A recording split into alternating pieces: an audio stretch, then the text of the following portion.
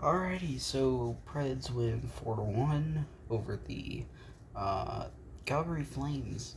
And man, do I hate West Coast trips. Look, it's nothing against West Coast teams. Like, I love the Kraken. I love the fact that we get more new teams. I think it's a great thing for the sport. However, do we need like 10 teams on the West Coast? Like, I get the East Coast is just as crowded, but like, name all the East Coast West Coast teams. You can't. The answer is you can't. Like, just in California, we're including the Coyotes because they are basically another West Coast team. You have Vegas, Phoenix, San Jose, Anaheim. There's another Los Angeles Kings, plus Seattle, Calgary, and Vancouver, and Edmonton. Is Edmonton? I guess Edmonton's not ten, but like, still, you have like, what is that? 8 teams? That's ridiculous. Like, that should not be allowed. So first off, I had to add that because the Predators are on their, like, bi-yearly West Coast trip, and man, as somebody living on the East Coast, I have always despised West Coast games because they start at 10 o'clock for me. Ah! I can't scream. It's like 2 in the morning, um, and we're asleep. You get my point, right? Is they start so freaking late, meaning these games end after midnight. Look, I'm happy that the Predators have won 2 in a row. I'm happy that they won a back-to-back. This is a welcome surprise. What I'm not happy about is I sat Ryan O'Reilly tonight in fantasy. Look, my two fantasy teams consist of like a total of 3 Preds players, and like one of them is Brady Shea. So he's irrelevant. He doesn't do anything. Why do we even sign him? The other two are Jonathan Marchessault and Ryan O'Reilly. I'll probably end up doing like a quick update video in the morning if I remember to do it. But let's just go over the goals of this game. Ryan O'Reilly, Fedor Svechkov, Ryan O'Reilly.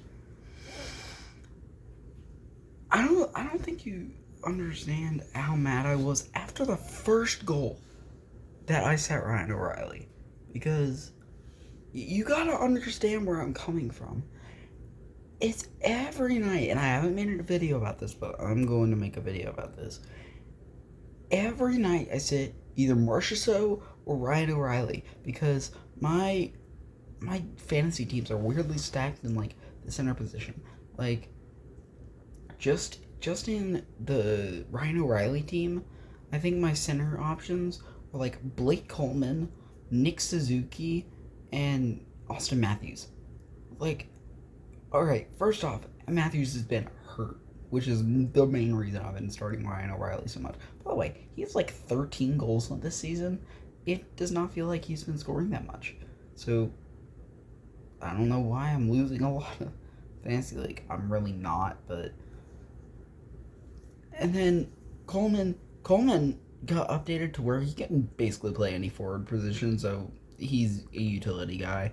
And then you got Nick Suzuki, who has been actually pretty good this year on a surprisingly good Montreal team, or at least I think they've been pretty good. And it means somebody's got to sit when all 3 of them play on that night. Like, not including Coleman, you've got Matthews, who you're obviously not sitting because it's freaking Austin Matthews. And then it gets between Nick Suzuki and Ryan O'Reilly. And it's basically a toss-up as to be like, alright, if I sit Nick Suzuki and Ryan O'Reilly has a terrible night like he does like every 3 nights, and then there's one night where he shows up, you do that, and then oh, look at that, you're suddenly down like 6 points. And then, on the other hand, you're like, well, if I start Nick Suzuki, and, this is like one of like 3 nights that he doesn't produce, because he's a genuinely consistent producer. If this is one of those 3 nights that he doesn't produce, Ryan O'Reilly is going to score 3 goals and doesn't get an assist on the other one. I would like to note the Fedor Sechkov goal was unassisted. Now, by the way, can we talk about the highlight on that goal? Because I was looking at like the little like story things that the NHL app has, and I saw it and I was like, this looks like a replay thing. And like, if you like, you can occasionally catch them do this. Is they'll like set up, they'll like occasionally like tease the goal without giving you the replay. If you catch them like right as they post that first like story post, I'm gonna call it, for the goal. They do a story post for the goal, and then they do like one for the replay. I swear I looked at it and I was like, this literally just looks like a replay. Because, one, it was really freaking short.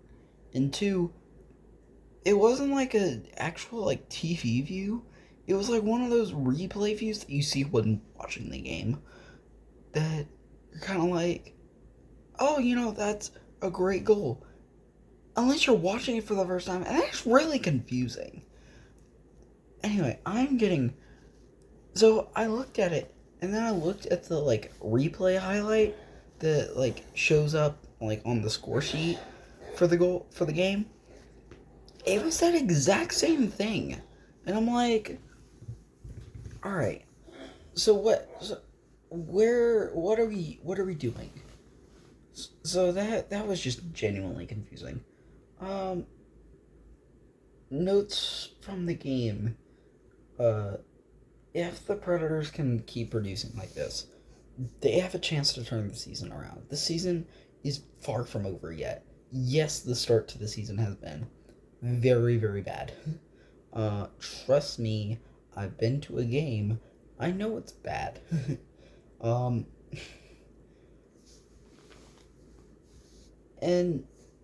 it's kind of like, they show up like once every 5 nights.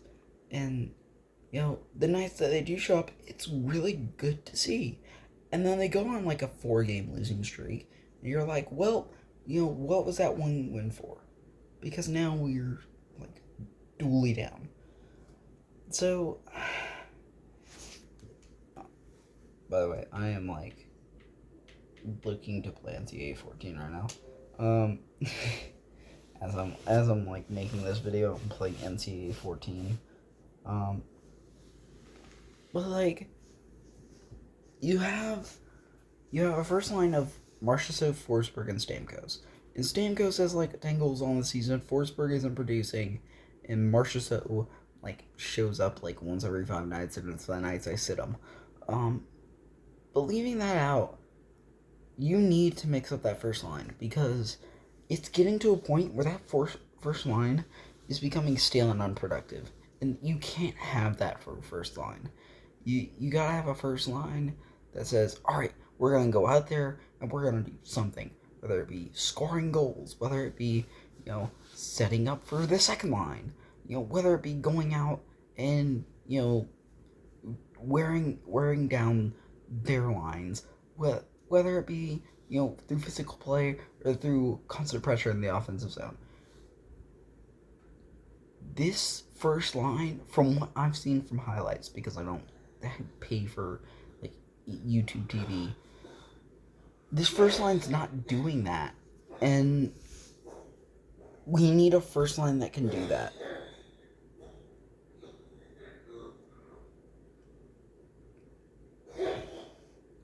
And so sorry about that. You need to shake up that first line. Put somebody else in Forsberg's spot. Put somebody else in like Marchessault or Stamkos' spot. Put somebody on that line to make them produce. Because at this point, they're not doing that.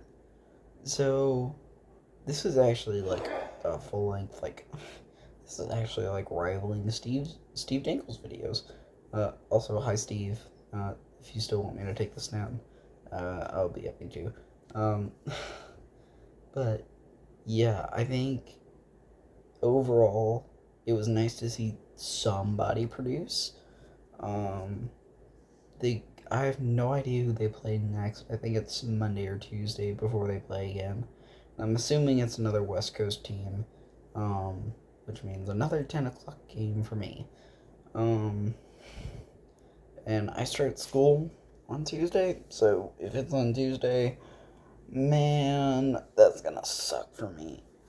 But that is it for this one. I will not do the same intro as Steve because that would be copyright infringement. So, thank you for watching. Man, I need to make more of these. I mean, I need to be more consistent, but that is something to do when I'm not in school. So, yeah, thank you.